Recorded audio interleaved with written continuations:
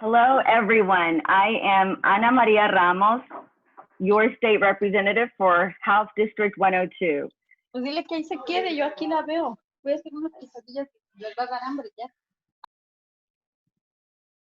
Favor de poner mute en su sistema si están escuchando hoy. Please press mute and we will try to mute everybody. But again, I'm Ana-Maria Ramos, state representative for House District 102. And thank you for joining us today in our education forum.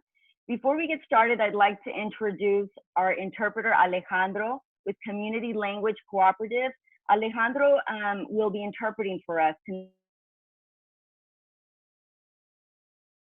by providing real-time Spanish interpretation.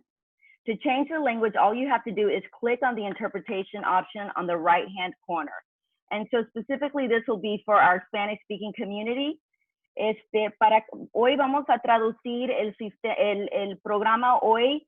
Para cambiar el idioma a español, haga clic, seleccione la opción de interpretación que mira en la esquina a mano derecha. Debería poder poner en mudo o silenciar el audio original y silenciarse a sí mismo para poder escuchar a quien esté hablando con claridad para facilitar la interpretación. Y muchas gracias por estar aquí hoy con nosotros esta noche.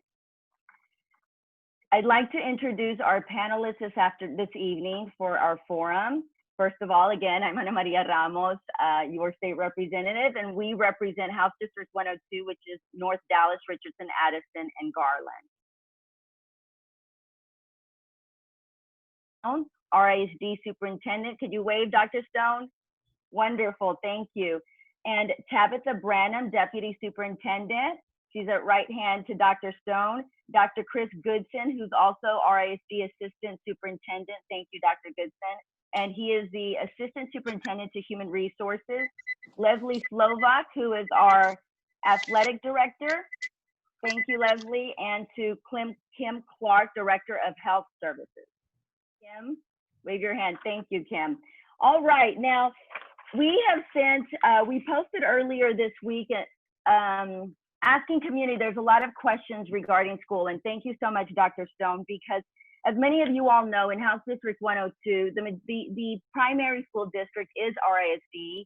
Although we do represent North Dallas, the schools in the North Dallas community are part of the RISD system. As a matter of fact, about 60% of RISD is in Dallas, the city of Dallas proper. So thank you so much, Dr. Stone, for joining us this evening. And these following questions have been submitted by members of our community, including RISD parents and former educators. And I love RISD. My son is a graduate of RISD, and we actually live about half a block from Berkner. And so these are, I hear a lot from parents and community as well. And the first question I think that's on everybody's mind is, what is the justification for reopening schools as COVID-19 cases rise? Is there a threshold or tipping point at which we will go completely online again? Well, thank you. And I'll take this first question and want to thank you, Ana-Maria Ramos, and your staff for Ana-Maria for this opportunity to connect in this format with our community members. So thank you. And we have a great, in fact, we all showed up so that we could all be here to make sure that all the questions were. Yes, this is a question certainly that's top of mind, and one that we have really been working on for well over a month. You know, we released our blueprint just a couple of weeks ago, and that is a 40-page document that if you know really anything about Richardson ISD, I bet that you have found the blueprint and have scoured through it. If you have kids in our school district, for sure, because it is a document that will guide everyone on everything you can imagine about opening school, both virtually for the first 3 weeks and then in person. Hopefully we can move to that after Labor Day. So, you know, there has been a lot of questions about how we'll make that decision. And in the blueprint originally, when it was released, there was an addendum that was added to that where we were working and trying to really have metrics in place that would guide us be really surprised how complex that is. And depending on who you ask, those metrics can be very different. And so really after working for several weeks, we're trying to get Richardson ISD specific metrics, because for example, the health order that was issued by Dallas County is for all of Dallas County, and Richardson ISD is just a part of that. And so we are still working on that, because we want to make sure that anything that we put out is both practical and efficient for us to use and for our school board to also use in making those decisions. Right now, we are really relying on the consultation that we are having with our health authorities, our public health authority partners. And we have at our disposal a great many of them, not only from Dallas County, but also from the city of Richmond. We're convening with us. I was on a call just today with Dr. Huang, Judge Jenkins, all the superintendents in Dallas County, as well as several of the panel of experts that's been put together, like head of Parkland Hospital, head of child psychology for Children's Medical Center. And so to have those experts at our disposal has been great. And so we've made right now a decision that we're moving away from just using the Dallas County data, just because, again, it is so broad in terms of the scope of the county. We really want to apply a local context to this decision, and so we're working on doing so. But I really want everyone to know that we will continue to rely on the advice and guidance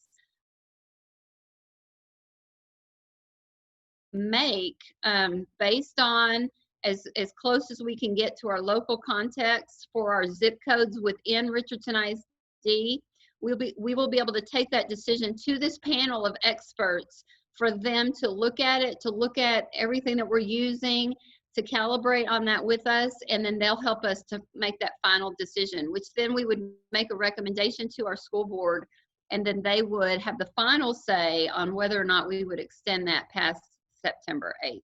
So I know that's a kind of a long, complex answer, but it is a long, complex answer, because this is, there's a lot of data points that we're going to be looking at, because we realize that we know our families want, and we all want to get our kids back face to face, but it will be a choice that our parents will make about what is best for their family, to either remain virtual or to come back face to face whenever we know that we can do that with the least amount of risk that there is in our schools. Unmute this. And of course, we know families play a part in this. The COVID cases are on the rise, and we were in a call earlier, and they seem to, or the comments were that there seems to be some, I guess, not such a greater increase, or an increase as they had anticipated. However, they are still increasing, and we all can play a role in that, of course, by practicing the distancing and wearing masks out in the community. I think while you all are trying to figure out the solutions, we within our own families and within our own communities have some of those solutions as well. Another question that came from the communities: how will schools provide gifted services and ensure that their remote and in-person models address the needs of these students? Thank you so much for that. Absolutely, whether they are choosing the face-to-face or they're choosing virtual instruction, we are committed as a district to ensuring that we are meeting their needs.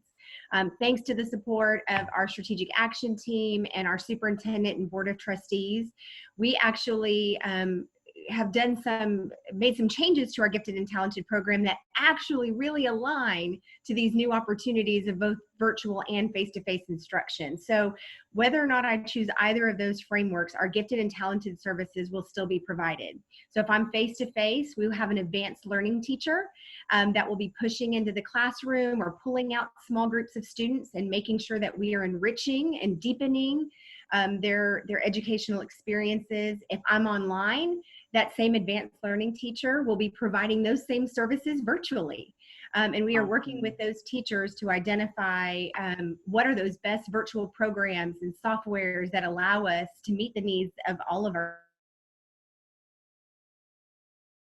age team and our advocates out in the community who are providing us with information and feedback that are helping to inform our decisions and the work that we're doing so we can best meet the needs of our community.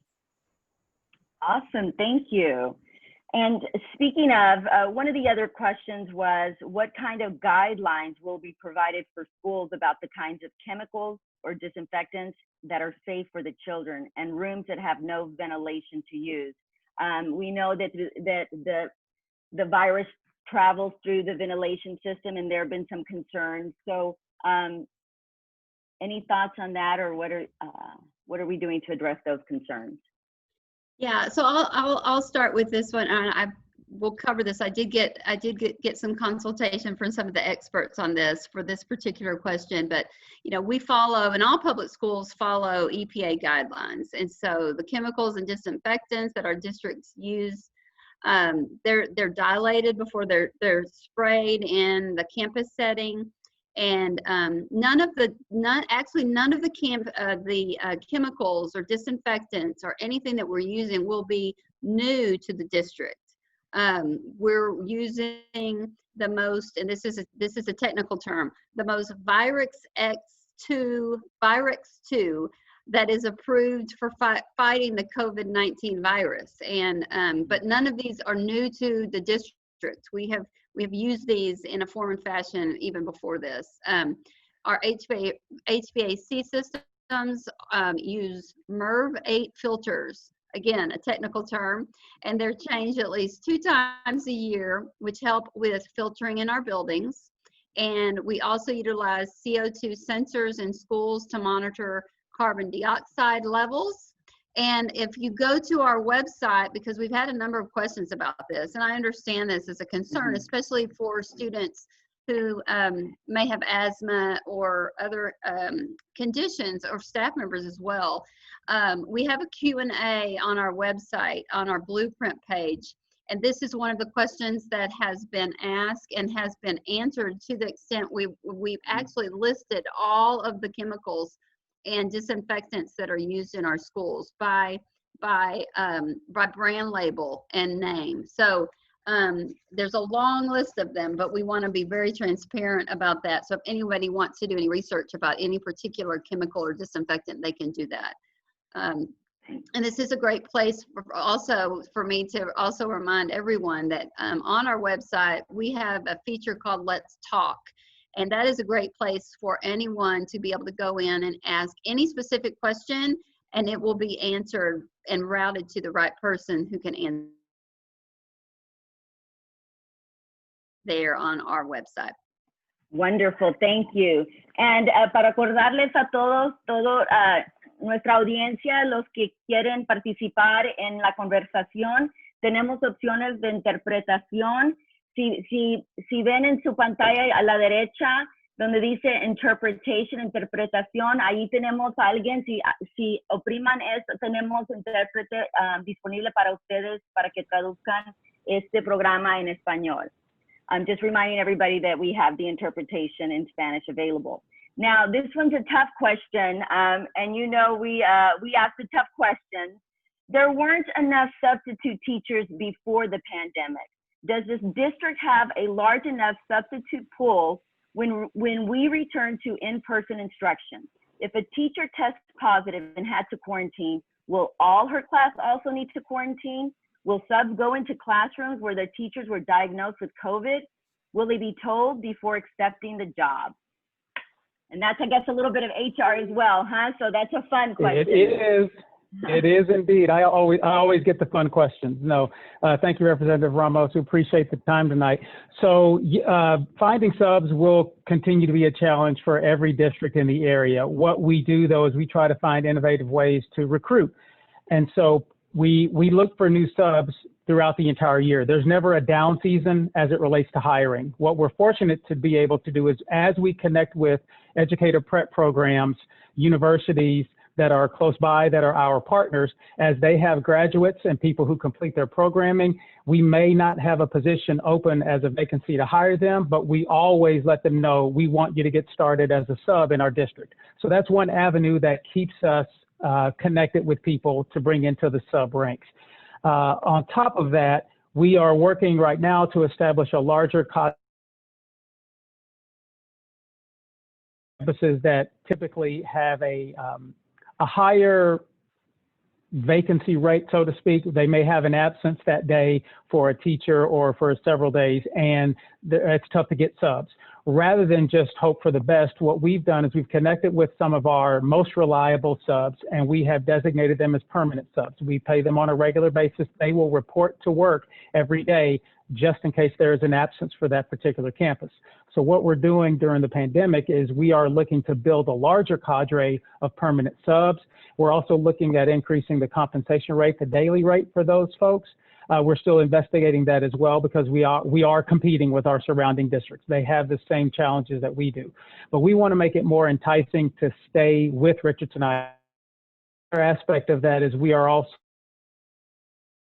as substitute teachers, on the most up-to-date instructional models that we are putting into place. And obviously with an element of our instruction going virtual, we want our subs to have that same level of proficiency, because ultimately if a teacher is out, we need a quality substitute teacher to step right in so that we don't lose any ground. As it relates to the second part, if a teacher tested positive and had to quarantine, will the entire class need to quarantine? That's a question that I would defer to health services, because the answer starts out with it depends. It depends on the level of exposure and a lot of the other details that we would follow our protocols in terms of communication and really investigating to see to what degree there has been exposure. But in this sense, in this particular scenario, let's assume that the teacher has been diagnosed and we do need to clear the room, so to speak. That room would go through a thorough cleaning and disinfecting as that Dr. Stone talked about. And we would not reopen that room until the room was thoroughly disinfected and cleaned. We'll have to make adjustments to where the class might go if they need to go to an all virtual setting from home. And then when it's safe to do so, when the room has been thoroughly cleaned, then we can have people go back into that room. I will say we would be very mindful not to divulge if an individual teacher had tested positive, because there are confidentiality issues that would go right in line with that. And so if it's one classroom and I am the teacher of record for that classroom and we let the sub know, hey, you're coming into a situation where there was a positive test, well, now I've potentially divulged confidential information. So we will be very, very careful and very particular about that. But again, with the understanding that no one's going to go back into the room unless it was cleared, unless they were cleared to do so. Okay, wonderful. And actually, from one of our viewers or one of our participants, from Elizabeth Salvador, she said, esta pregunta es para nuestra representante. ¿Cómo afectaría si decidimos dejar a nuestros niños por más tiempo en clases virtuales? Which is similar to another question that we have from another parent. It says, if my child is in a magnet program and we decide to go with the virtual model, will my student receive a different curriculum? How will it affect them? Or will there be appointed different teachers and those attending face-to-face? So Ms. Salvador and our other participant want to know, they decide to do the virtual model, how will it affect them? How will they affect them, and will there be some consequences that they need to, I guess, prepare for in advance to extending the online model? And another question that I have is, will you provide online virtual teachers and in-class teachers? Are they separate individuals, or is the in-class teacher doing both things? Thank you for that question. Yeah, so let me address the magnet question first. So we were able to publish a list of courses that we potentially could not meet in the virtual, and I will tell you it is less than 25 courses across the whole district that we did not feel like we could meet in a virtual environment. So all of our magnet programming, whether you are choosing virtual at one of our junior high or RHS, we are able to meet your needs as a magnet student, and you will not lose your seat in the magnet program. The virtual teachers and have, let's say, 2 periods of face-to-face, and based upon virtual enrollment, there may be 2 or 3 sections of magnet virtual classes as well. Now, that model is different at every level. So Representative Ramos, to your question, at our elementary level, it is a lot to ask a teacher. If I'm a second grade teacher and I'm teaching 22 students, to have 14 of them face-to-face and teach them, and then also have 8 students that I am trying to all day long facilitate virtual learning for those 8 students. So for example, at our elementary level, those would be 2 different teachers. So if I am a second grader at Spring Valley Elementary and I'm choosing face-to-face, then I'm going to have my face-to-face teacher that I start with on August 19th. And yes, the first 3 weeks will be virtual, but if we are allowed to return face-to-face, I will have that teacher. If I am choosing the virtual option, then I'm going to have a virtual teacher that virtual learning starting on August 19th. And then I have up until, every 9 weeks to make a decision if I stay virtual or if I stay face-to-face. So at the elementary level, it is definitely 2 different individuals. But at the junior high and the high school level, it's 1 individual? It'll probably be a little bit of both. So in our highly specialized, for example, our magnet electives, we may only have 1 mock trial teacher. And so that mock trial teacher may have 2 or 3 sections or 2 or 3 classes that are being taught face-to-face and 2 classes that might be virtual. But let's say it's an English 1 class. We are going to easily have the numbers where I would, as a teacher, I may be teaching virtual all day. And so that might be the differentiator. It's going to be based upon that virtual enrollment. This is not a question here, but one of the questions that was presented, mindful is, as you mentioned, Ms. Branum, when parents are transitioning from virtual to in class, the 6-week period system, right? And when parents are making those decisions to transition on, I guess we should all be a little mindful on where the student lies in that 6-week period, because if you're transitioning from virtual to in class, not only now you have new students inside a class that decided to transfer over, or vice versa. So it seems like that's a lot of transition happening during the first 6 weeks when everybody's trying to get settled in. And so it just seems like as a parent, you would want to wrap it up in more bite size. I know the state and then everybody's trying to accommodate, but 3 weeks is still, I think it's difficult for the school, but it's also difficult for the child to make that transition midway through. So something that we all, I guess, need to consider, look at before they decide to make that transition. Let's say in a perfect world, the numbers go down. What is it, some key tips or things that you think parents should consider before they make the decision to either stay virtual or transition to in class? So that's such a great question. And I do want to clarify one thing. One of the reasons why, again, Dr. Stone has been so forward thinking in the way that we're looking at this is we are asking parents to make that commitment at a 9-week interval for the very reason that you mentioned.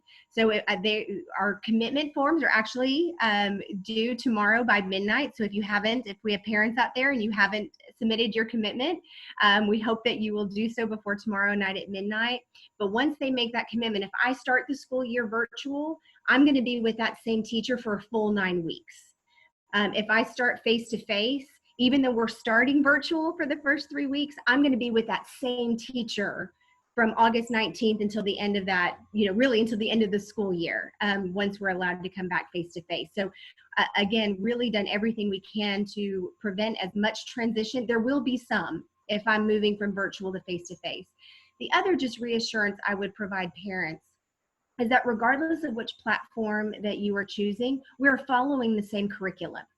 As a district, we have a very strong, viable curriculum that regardless of what school I'm at, whether I'm face-to-face or I'm virtual, what my child is going to be expected to know and how we measure if they're learning it is going to be the same.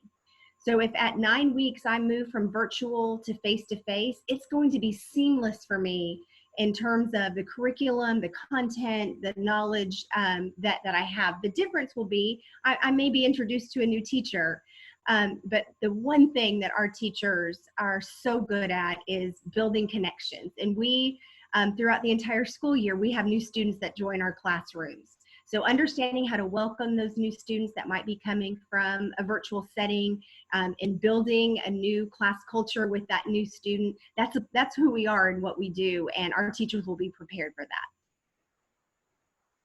Wonderful, thank you. The next question is, with teachers, including special teachers, getting to choose to teach virtual or in person, what happens if there are more students on campus than there are in-person teachers? Example, if there's one PE teacher where you would normally have two, how do those classes come to PE? Will it be a modified schedule having to take into account social distancing, space in the gym, and class load that one teacher can take on? Thank you for that question.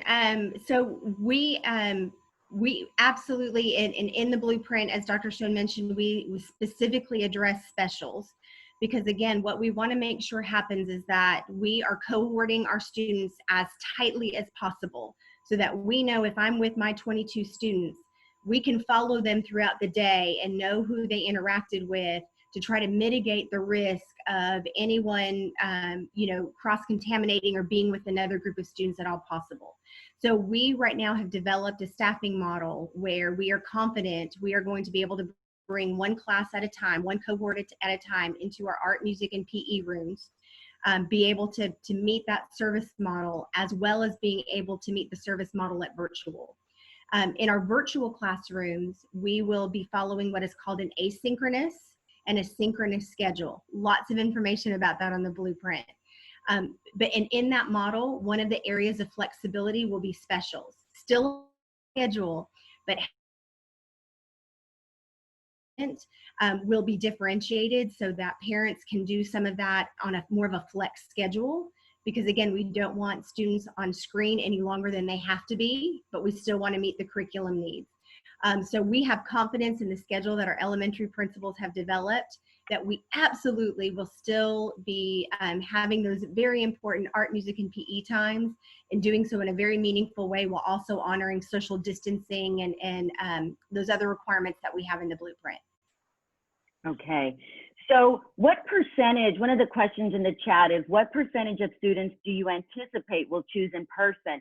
And a follow-up to that from Ms. Salvador, she said that she has filled out her form, but then received another email saying fill out the form again. So she's concerned whether, is she, if her selection, how do parents confirm if their selection, whether they're virtual or in class, has been approved or accepted or processed? And what percentage of students do you anticipate will be in person versus online? I'll address the email confirmation if Dr. Stone wants to address the enrollment, kind of where we are in enrollment. So in terms of the commitment, if you received an email, you should have, after you committed, once the survey is pulled up and you choose either face-to-face or virtual and you hit submit, everyone should have received a confirmation email that says you have submitted for, and it identifies your child. If you receive that, then you are good. The communication, we still have approximately 12,000 commitments for the district that need to be submitted.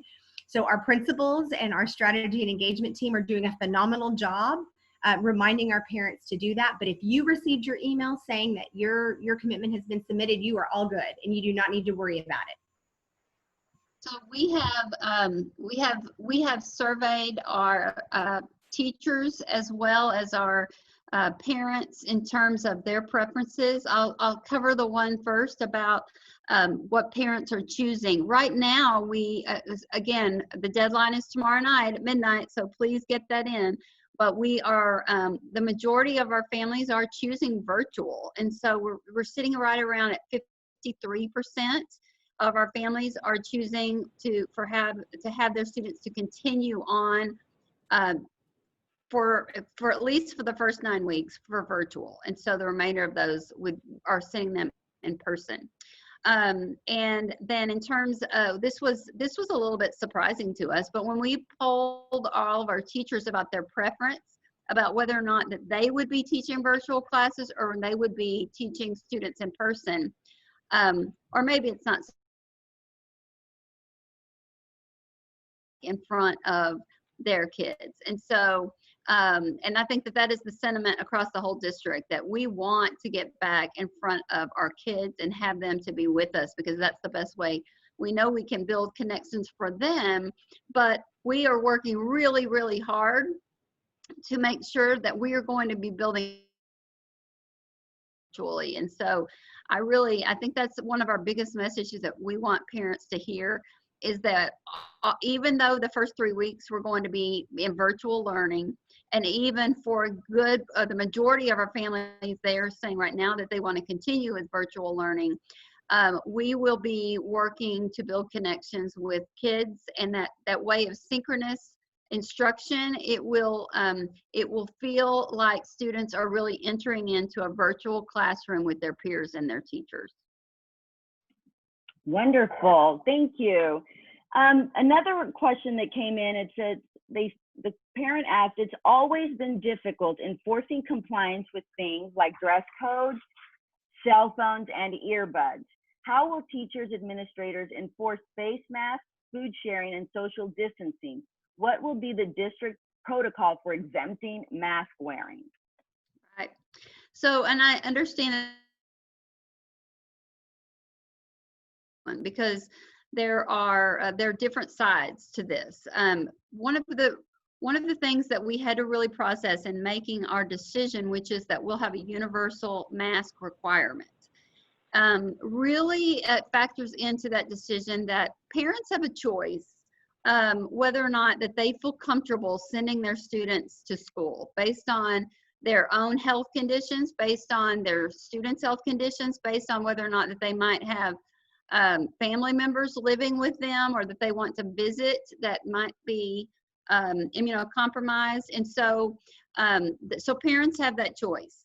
Teachers do not have the choice. Staff members do not have the choice. For us to be able to stand up the required face-to-face offering for every family that wants to send their students to school, we have to have the teachers there that can teach them face-to-face. And they really are considered frontline essential workers.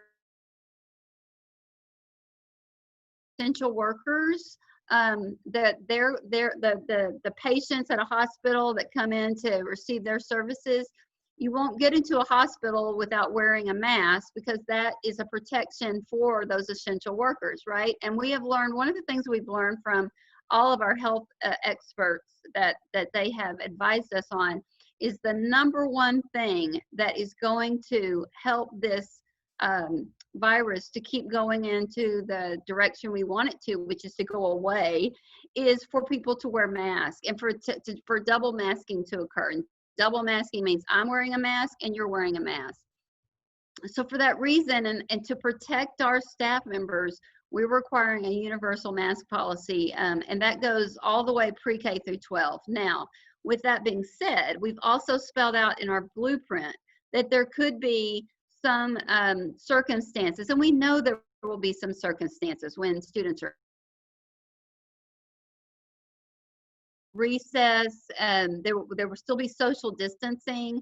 There may be times when the mask will come off, but whenever students are transitioning in hallways, and as much as possible, we're going to have a universal mask requirement. We also know, though, there could be some special circumstances with some of our special needs students, or some individual circumstances where, of course, we're going to accommodate. We'll make accommodations. But really, that language of universal mask requirement is essential to communicate that when students come into the schools, they'll be required to have a mask with them, and that goes all the way down from pre-K and up to 12th grade. Well, thank you so much for that response, because it goes along the lines of, you know, the universal stop sign. Everybody universally respects the stop sign, respects the red safety of others, those families and individuals around you. And using the same framework, that's what masks do for each other and for our students. So I think not only, I think that must be a huge relief for teachers as well, because many multi-generational households, a lot of our teachers may be older as well. And to be fair and just and right to them, it's wonderful that we are requiring this of everybody and of ourselves, not only when we go to school, but when we go out in the community. And that's how we're going to be able to stop the spread. So thank you so much for that, Dr. Stone, and for your team. For protecting not only all our students, but our teachers and the personnel, all the staff and the personnel that are working in our local schools. No, answer that wasn't an easy decision. It wasn't an easy decision, and I think there are a lot of school districts that have not made that, but we made that decision a couple of weeks ago because we wanted everyone to know, you know, before they made the decision, that if they just don't feel that they agree with having their students to wear masks, then that virtual may be the direction that they need to go. But the question was really about how will we enforce that, you know, and that's the former high school principal and me coming out knowing that that's often very difficult to enforce, the things that we mentioned about earbuds and cell phones and those kinds of things. We really, really want to work in partnership with our parents and with our students, and have our parents to support this decision is the number one thing that we are asking of the community. I think we're all in this together as a community, and we all want this virus to go away altogether, but we certainly want it to stay out of our schools. And so with the advice that we've been given about how the number one thing that we can do to help that to happen is for us to wear masks. And so we're really hoping that we will have a great partnership with our parents to help support that. But when we don't, there is any kind of an infraction in an expectation that we have to really work with them toward compliance. Wonderful, and it starts at home, so thank you for that.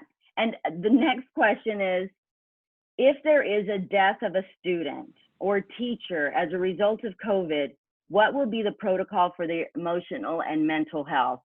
God forbid we even get there at all, if everybody's practicing what we do, but we know that we know that there's a lot that we still don't know. So what are the conversations that have been had within the district of how to address this, God forbid, should we face one of these issues in any of our schools? Yeah, so I'll start with this just really quickly, and then ask Dr. Goodson if he'll just add on to this.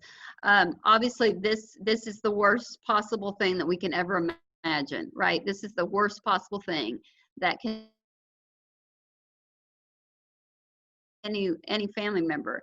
And but one of the things that we know that we're preparing for, and of course we deal with this every year, it's sadly with the district of 39,000, we lose students and we lose staff members each and every year. So sadly, it's the worst thing. But our counselors, we have counseling teams that are specially trained that really just cover up a campus, a family, a particular student, anytime that anything like this happens, but specifically are being trained now in terms of this this time that we're in. If you think about it, our students are coming back to us, and they've not been in our schools since March, and they're coming back to our schools out of a time of pandemic where it's really unprecedented, where fear has been really surrounding our country and a lot of everyone's thinking. And so we really have to make sure that we're helping kids transition out of that altogether. But specifically regarding a death due to COVID-19, Dr. Goodson, if you want to add on some of the things that we will have in place, that would be great. Absolutely, thank you. We're very fortunate. Our counseling department, under the leadership of Dr. Summer Martin, as Dr. Stone said, they take on a team approach. It is really a concerted effort on the part of the entire department. So if, God forbid, any kind of tragedy like that were to occur, we connect with the campus, we connect with the family, we connect with the school, we connect with the school community to first of all find out what kind of support is needed. And so we have crisis counselors and an entire team that are basically at the ready. And they have established protocols that they use to be sure that they, if they need to set up camp, so to speak, at a campus who has to deal with the loss of a family member. I mean, that's really how we treat it, a family member from the school community or in their home community, so to speak. We rally the troops and we are there for them. We will, the counselors will set up and be at the school for teachers to come in and talk, for students to come in and talk. If it is an individual situation, we with a particular staff or student, we're connecting with those families. One of the things that I know the department is doing, and Ms. Branum can chime in a little bit too, is part of the planning process is to work with students, particularly their socio-emotional learning needs, as we come back to school, because what we've learned is there is an element of grief and loss that is connected to the fact that we were shut down for as long as we were. We have students that will have to, in essence, learn how to be back in school again. And that has to be planned for. And so we're very fortunate to have a department that is focusing strictly on that. So in that regard, we're staying connected with students along the way, staying connected with staff. But then again, ultimately, if there is a tragedy, again, God forbid, we don't want that to happen to anybody, but we feel confident that the team approach that we have to be there if it were to happen again. Thank you. And like you mentioned, it's something that Dr. Stone mentioned this as well. It starts with the parents, right? And so I think parents need to also reach out to the school if they see any concern, or they're concerned about anything or see issues within their own child. When my child was at Berkner, it was wonderful to be able to reach out to counselors when there was a loss in the family or whatever. Sometimes children don't want to speak to mom and dad, but the school is always an opportunity, but it's up to the parents to get the school involved, because it might turn into something else academically that could probably be addressed with the counselor.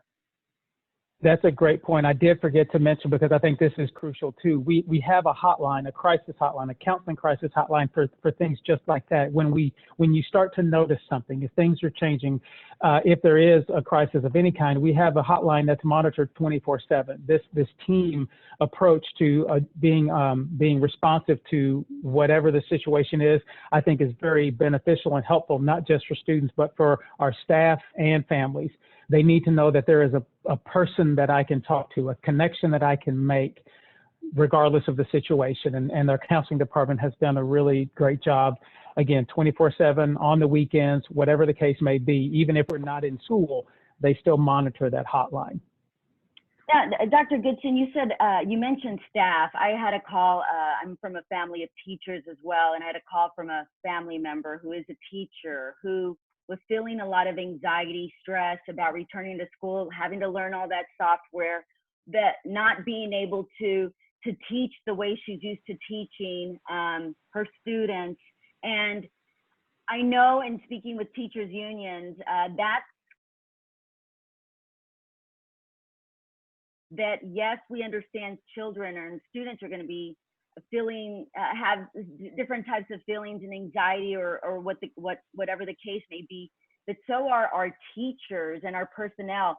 What do we offer to them to help them as they too are feeling?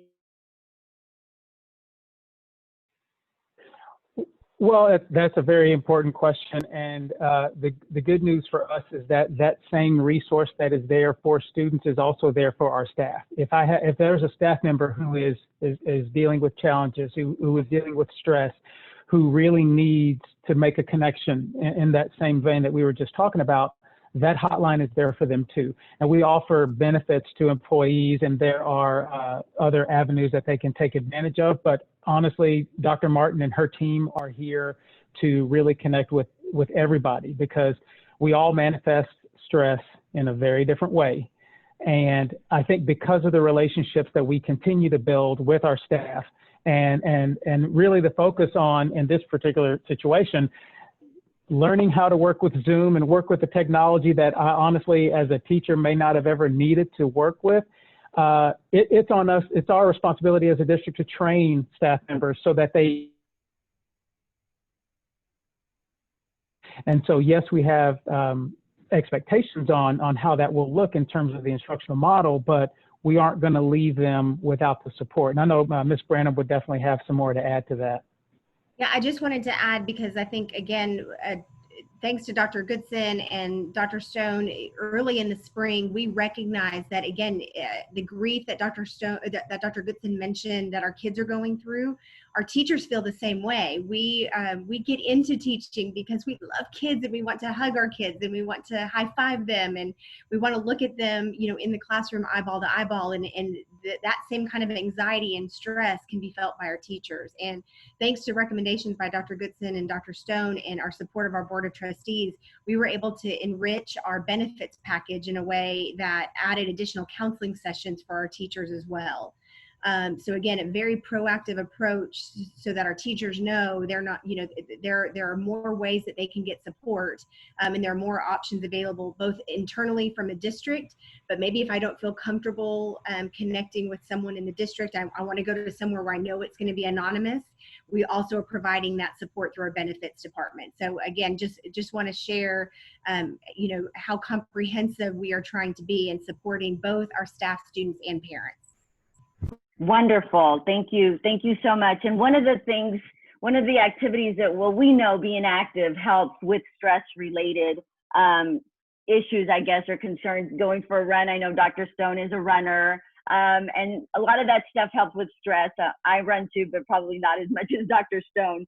One of the questions was, UIL has stated that spectators will be able to attend games, concerts with 50% venue capacity limitations, and that spectators will be required to wear masks unless they have a medical condition or disability preventing them from doing so. Who or what will be in capacity? First come, first served, seniority of players or performers? Who will monitor spectators wearing masks and wearing them correctly? Okay, thank you. That is such a great question. And honestly, one of the biggest challenges that we face as an athletic department, not just in RISD, but I can tell you every athletic director around the state is trying to come up with an answer to something we've never been through before. So our number one focus is we have to be in compliance, obviously, and safety of our fans, of our staff, of our kids and coaches is the number one priority. So to meet this 50% capacity rule, obviously, we have to control who's buying the tickets. And we feel like parents and guardians, they really need to be in the stadiums and in the gyms and at the track meets and the natatoriums and watching their kids, not only our athletes, but how about our fine arts kids perform as well, our cheerleaders.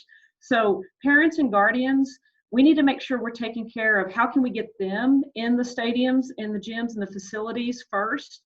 And the way we're thinking about doing that is a link. If we do an online ticket for some of our events, we could send a link just to parents and guardians for about 48 hours before we release it to the public.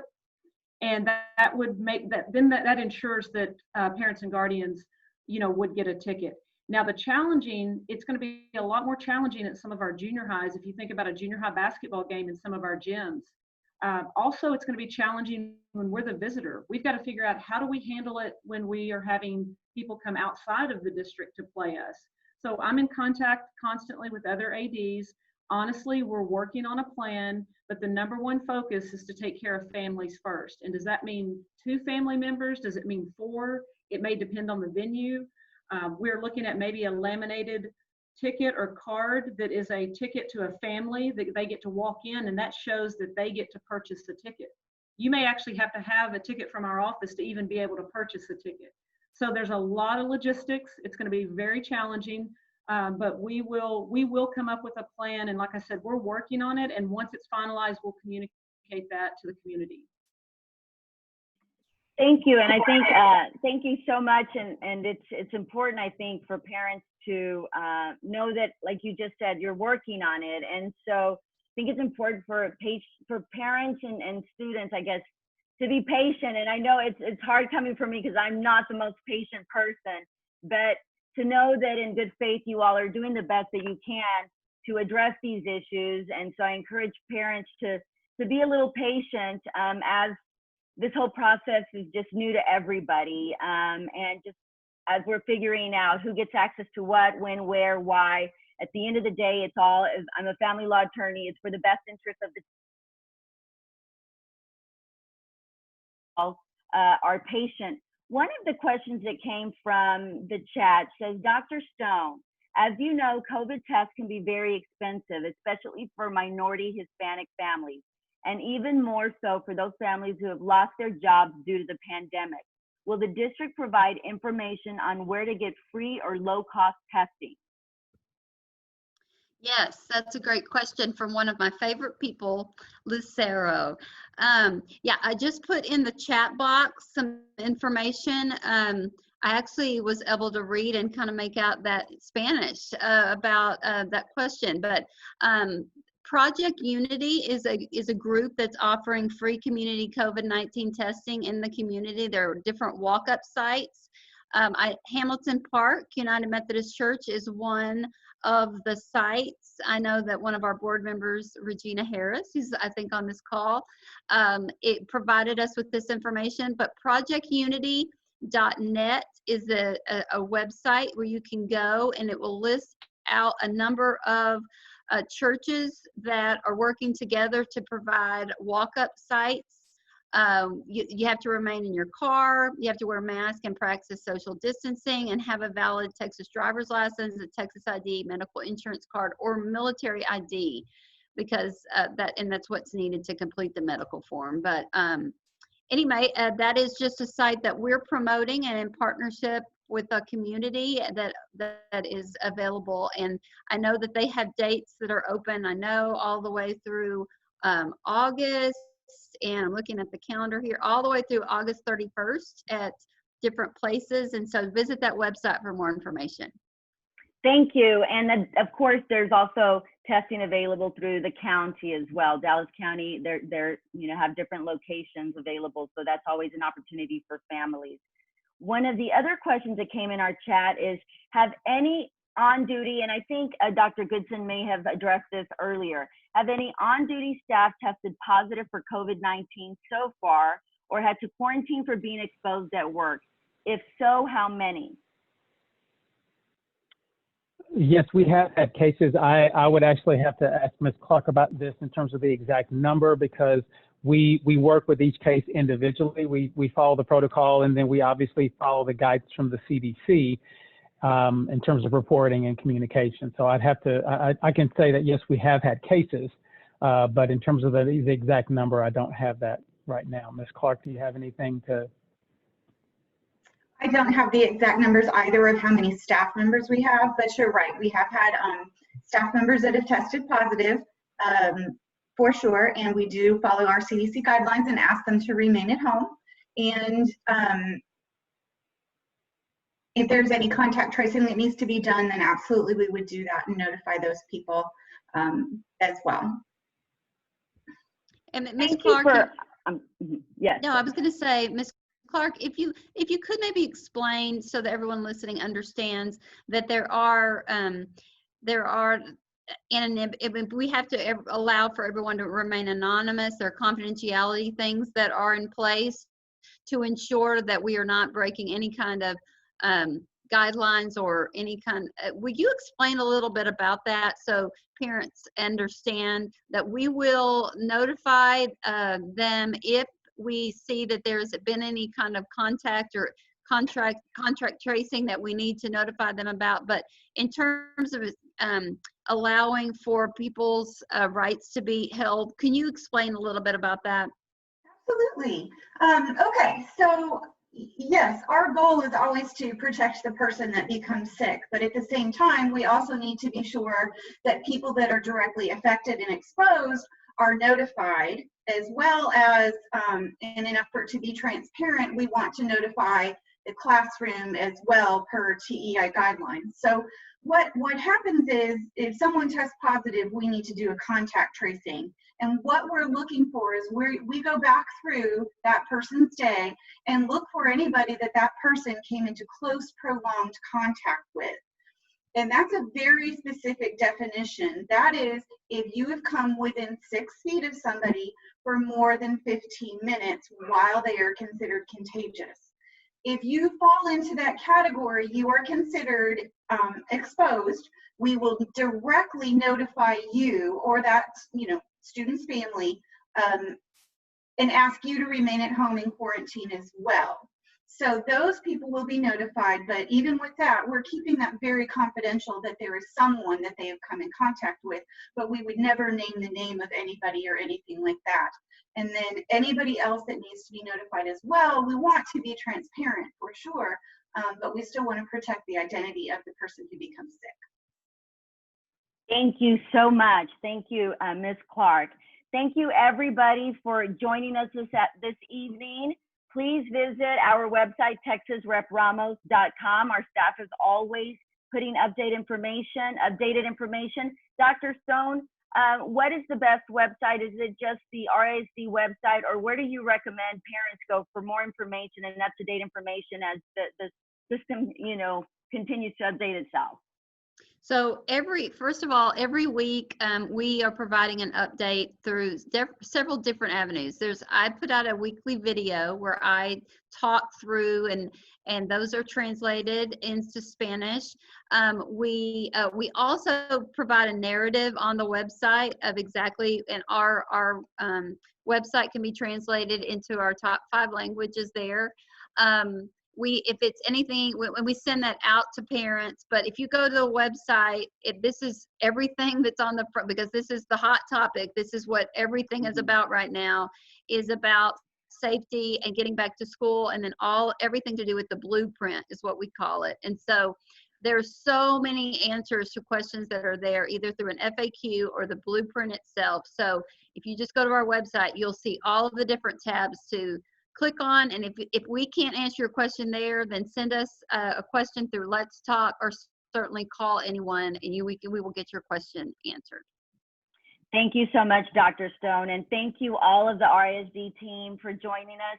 Thank you, parents, for being patient, for joining us this evening, and working with the staff, personnel, teachers, making sure that everybody is safe when we go back to school this upcoming fall, and making sure that we take care of each other in our communities. And I want to especially thank my district team, my district office team. I don't say thank you enough, but to Karen, Deborah, our new RISD school board member, and Lawrence for joining us this evening. And thank you to Community Language Co-op for providing real-time Spanish language translation during today's town hall. All of you rock. It's all for the best interest of the children. Thank you, everybody, for fighting for our kiddos, fighting for families, and let's make this a good, safe, strong academic year. Thank you so much, and have a good evening.